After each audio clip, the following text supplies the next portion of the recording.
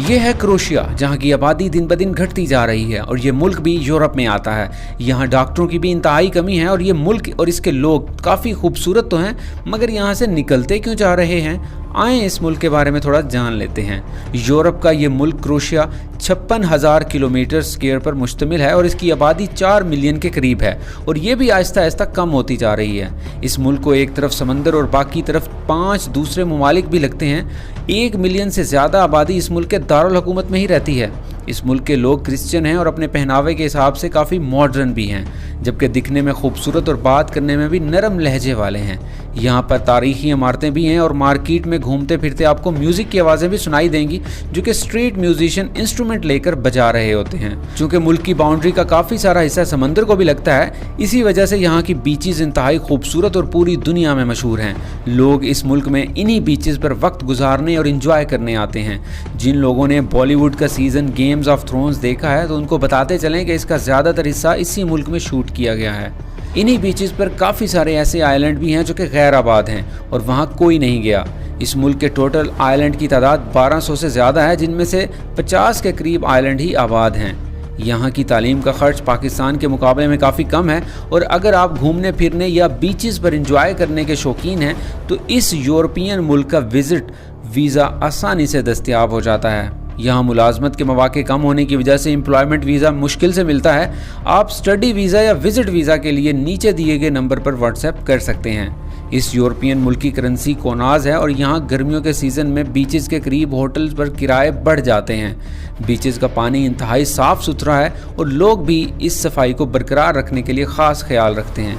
पूरी दुनिया से लोग इस मुल्क में ख़ास तौर पर इन्हीं जगहों पर इंजॉय करने के लिए आते हैं, क्योंकि यहाँ पर हर किस्म की आज़ादी हासिल है। मुल्क की ज़्यादातर इकॉनमी टूरिस्ट इंडस्ट्री से चलती है, जबकि ये मुल्क इंफॉर्मेशन टेक्नोलॉजी, लकड़ी और ज़राअत में भी ग्रोथ कर रहा है। यहाँ की एवरेज आमदनी 700 यूरो से 1000 यूरो के करीब है, जो कि एक मुनासिब आमदनी है।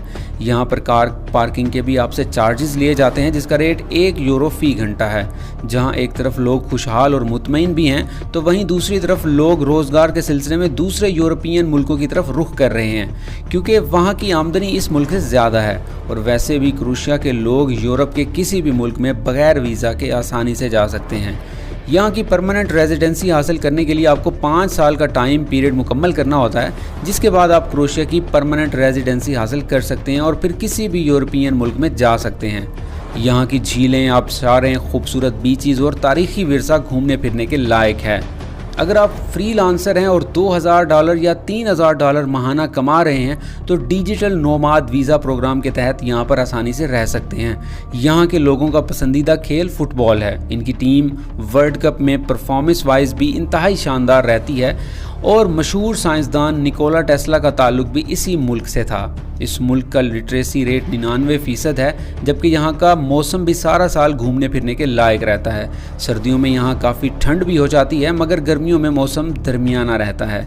क्योंकि मुल्क की बाउंड्री को एक तरफ समंदर भी लगता है, इसी वजह से यहाँ के लोग मछली काफ़ी शौक से खाते हैं, जबकि लंच में सूप वगैरह भी पीना इनको पसंद है। यहाँ की वाइन पूरे यूरोप में एक्सपोर्ट होती है और ये लोग वाइन के भी बड़े शौकीन हैं। लोग भी काफ़ी सुलझे हुए और अपने काम से काम रखते हैं, जबकि बाहर के लोगों से शादी करने का रुझान भी आहिस्ता आहिस्ता बढ़ता जा रहा है। यहाँ की लड़कियाँ बाहर के लड़कों, ख़ास तौर पर रशियन लड़कों को ज़्यादा पसंद करती हैं। यहाँ के लोग अपनी सोच और पहनावे के लिहाज से काफ़ी मॉडर्न हैं और दूसरों की ज़िंदगियों में ज़्यादा दखल अंदाजी नहीं देते। शहरों की गलियों में काफ़ी चहल पहल आपको नज़र आएगी और हंसते मुस्कुराते लोग आपको मिलेंगे। अगर आप इनको अच्छे से इज़्ज़त से पेश आते हैं तो ये भी आपके साथ घुलने मिलने में कोई शर्म महसूस नहीं करते, बल्कि दोस्ती बना लेते हैं। यहाँ का क्राइम रेट भी इंतहाई कम है और ये मुल्क घूमने फिरने के लिए भी बिल्कुल सेफ है। यहाँ तक कि लोग किसी शॉप में कुछ सामान लेने के लिए जाएं तो अपनी गाड़ी को चलता छोड़ जाते हैं।